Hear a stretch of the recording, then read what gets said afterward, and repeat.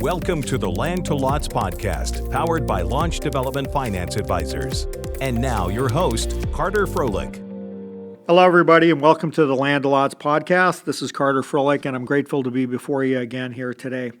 Today's topic is going to be including favorable financing language in annexation agreements, development agreements, financing agreements, as the case may be. I'm just going to be using the term agreements as we go through the podcast. But in this realm, I really adhere to Sun Tzu's quote that every battle is won before it's fought. And what we like to do is when we're working with a client, and to the extent that we're working on a development agreement or an annexation agreement, when the cities are primarily focused on how many units are we going to have? What are the elevations of your houses? Do you think, how big is your park going to be? They're dealing with other issues than financing. What we like to do is add specific financing language to the agreement that will allow us, once we're either annexed into the city or have signed the development agreement, we have created certainty as it relates to what we can do with our financing district. We've created flexibility, meaning we're able to adapt to changes in the market, be them good or bad. And we've also created control, meaning we have control over as much of the district as possible. And here again, depending upon what state we're in, if we're a metro district, a CDD, or a MUD, we have more control than if we're working on a PID with the city of Austin in Texas. But here again, we're trying to create control. And the way that we do that is by inserting very specific and or simple, easily understood language into these agreements. So when it comes time to form the district, we've already negotiated the most contentious or potentially contentious terms of the financing. So what are some of these things that we do to create certainty, flexibility, and control? Well, I'm just going to go through and outline some of the things that we could include or at least be thinking about. Number one of the things I like to say is, as it relates to the financing district we'll be utilizing, and I'm just going to call district, it's kind of a generic term, but the rules of the district will be as set forth in the financing agreement, and they won't be influenced by any type of policies that the city may enact in the future. Meaning, what's on the paper is the agreement between the parties unless amended. Second of all, depending upon what kind of district, we want the ability to issue all different types of bonds that can be issued by that district, meaning I want to create the flexibility that I can use everything allowed by statute. I may only be wanting to use one bond, but I'm setting it up so I can issue all. Number two, I don't want to be tagged to just having to finance specific infrastructure. I want the ability to finance every piece of infrastructure allowed by law. And I'm not going to give you dollar amounts as to what, the number of the maximum amount of streets that I can finance, is 100 million, or I only can finance off-site improvements. I'm just saying I want to be able to finance streets, period. End of story. As long as they're public, I have the opportunity to finance them. There may be other pieces of infrastructure that I also want to finance that aren't specifically included in statute. For instance, impact fees. I want the ability to finance impact fees so long as they are public infrastructure. And a lot of times, the only statute that I know that has impact fees specifically included in it is Idaho's CID statute. And the reason I know that is because I wrote it and I put it in.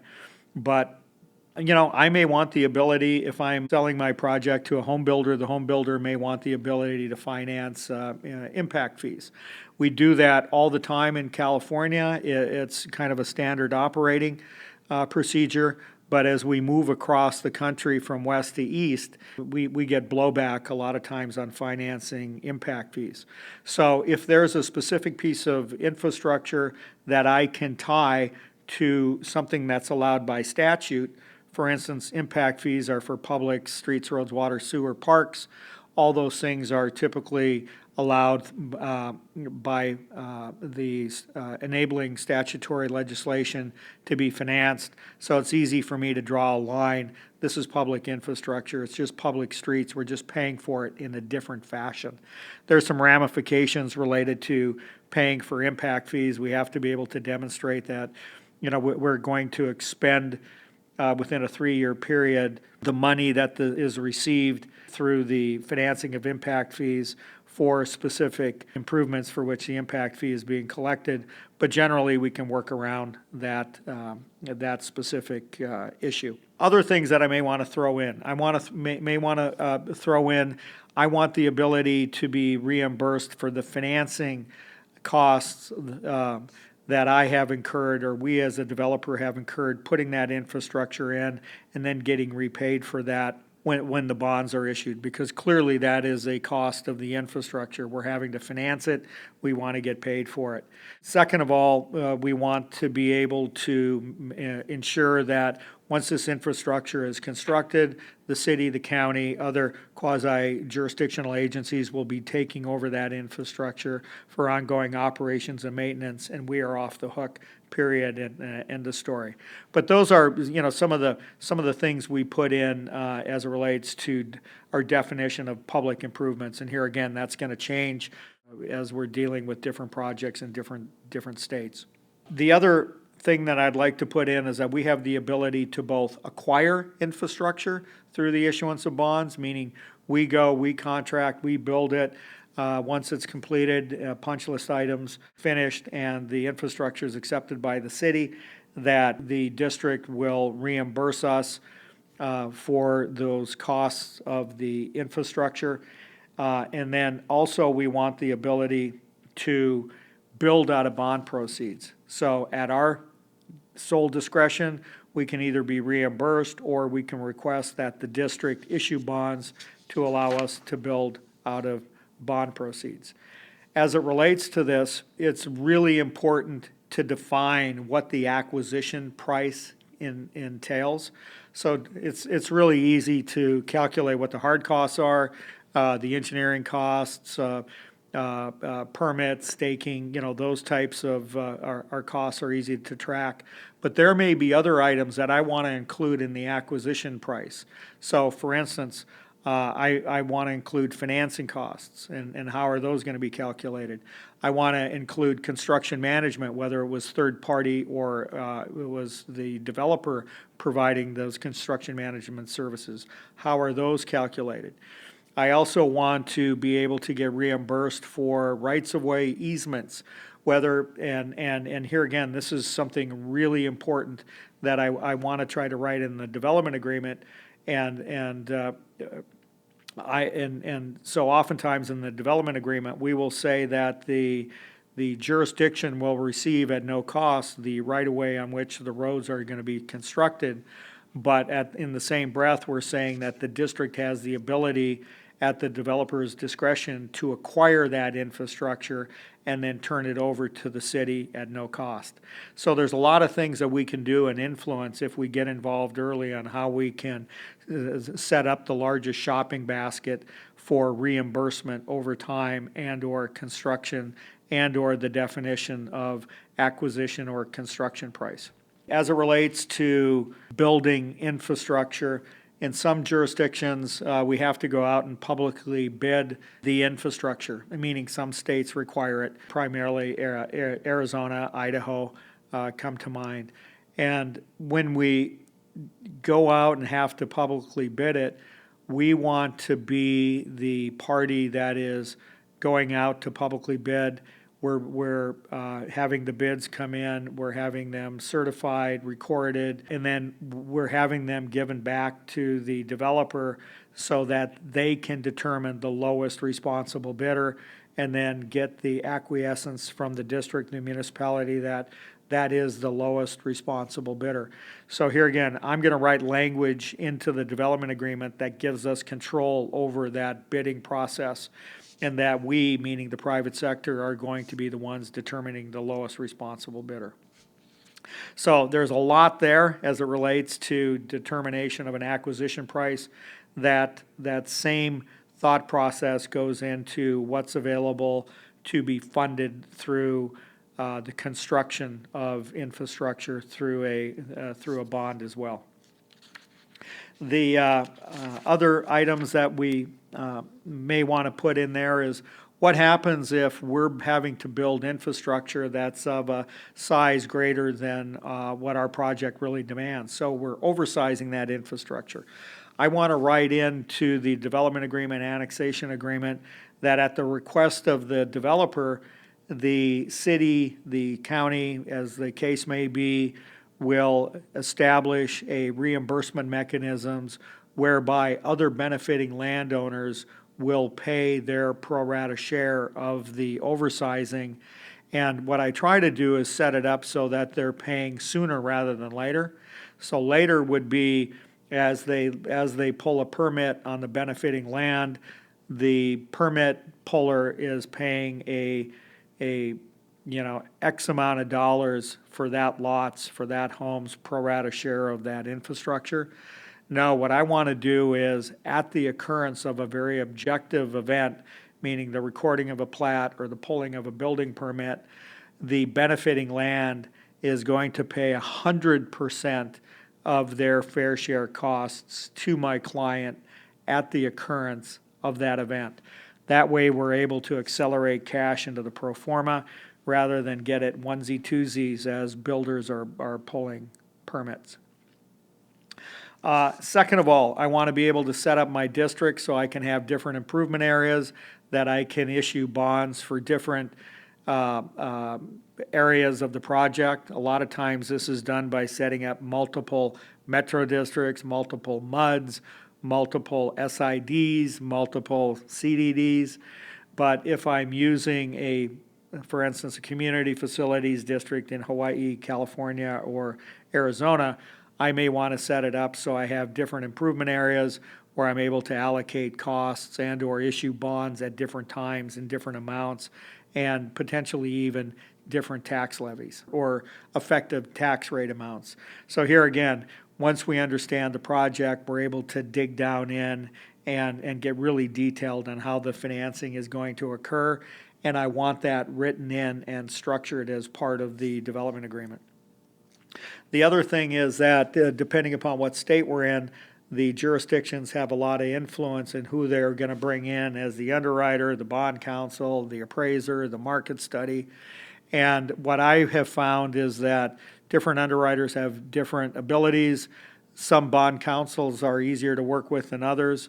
And to the extent that we can, we want the ability to pick and choose those other financing participants that'll be hired by the district and or the jurisdiction.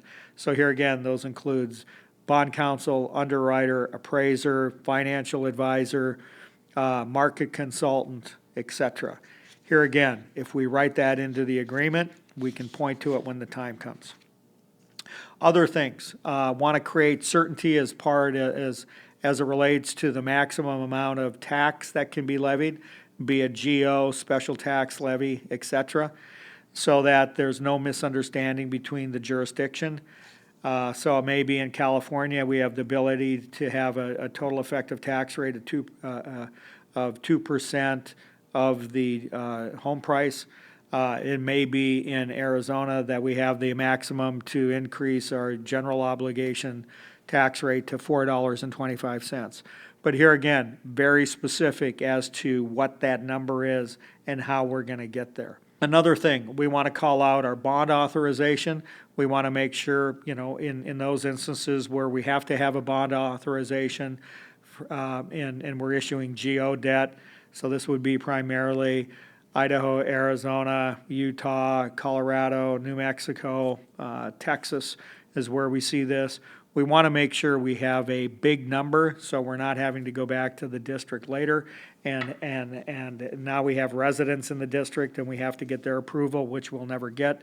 So we want to make sure we have a big bond authorization number, and that bond authorization will remain in place as long as we need to tap into it. Moving on from general obligation bonds into special assessment bond criteria, what I want to do is to influence and create the opportunity for the developer to issue as much as special assessment bonds as possible as soon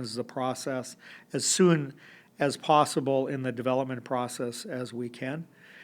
And the typical value to lien ratio in the United States right now is 3-to-1, meaning if I have a $90,000 finished lot, I can get a third of that, or $30,000 upfront, to reimburse the developer for costs that have been put in the ground to finish that. Or if it's a hypothetical condition and we have that finished lot value, they can get the $30,000 to actually build public infrastructure. Now, if I have the ability, I want to be able to influence that 3-to-1 value to lien ratio, meaning I want to move it from the ability to borrow 33% of the value up to 50%. And in some instances, in agreements, I've got it up to 100% of the value. That allows us to accelerate cash into the pro forma and to influence the IRR of the project. Dovetailing into the second component of how do we determine the value of the lot, I want to put language into the agreement related to how the district appraiser will be valuing the land, so that I'm setting it up such that the district has already agreed to a methodology that's going to give me the highest value, the highest lot value, without having to actually spend money to get to that high lot value. And we've got a number of different opportunities that we can craft that language to really allow us to get the maximum amount of lot value, to allow us to issue the largest amount of bonds as it relates to special assessment bonds up front. The other, and kind of the third component related to the special assessment bonds, is I want to make darn sure that we've laid out the formula as it relates to how, if a developer, home builder, or homeowner wants to prepay their assessment, how that prepayment formula will be determined. A lot of times I have seen jurisdictions not allowing the developer, the home builder, the home buyer to get credit for capitalized interest that's not used, or for the reserve fund, which is part of the assessment. And we want to make sure that if we're paying off the special assessment and we haven't utilized all of our capitalized interest, or if the trustee is still holding the reserve fund, that we're getting reimbursed for that as well. So those are, really nuanced things, but every little bit of clarity that we can add to the agreement is helpful for the developer. So those are a couple of the points that you may want to consider when you're doing an annexation. Here again, every district's a little different.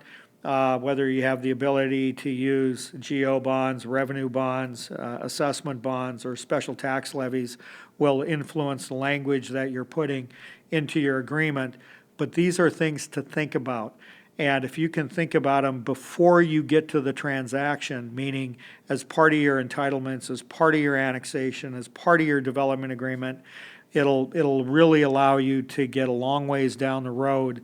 And when it comes time to form the district and or issue bonds, you can point to your annexation agreement, to your development agreement, to your financing agreement, and say, guys, listen, we already agreed to this. And as a result of it, we would like you to move forward with the transaction as we have previously agreed. So hopefully this has been helpful to you.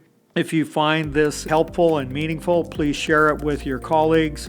and look forward to seeing you on the next episode of Land to Lots. You have been listening to the Land to Lots podcast with Carter Froelich. Follow us wherever you find your podcasts to never miss a new episode.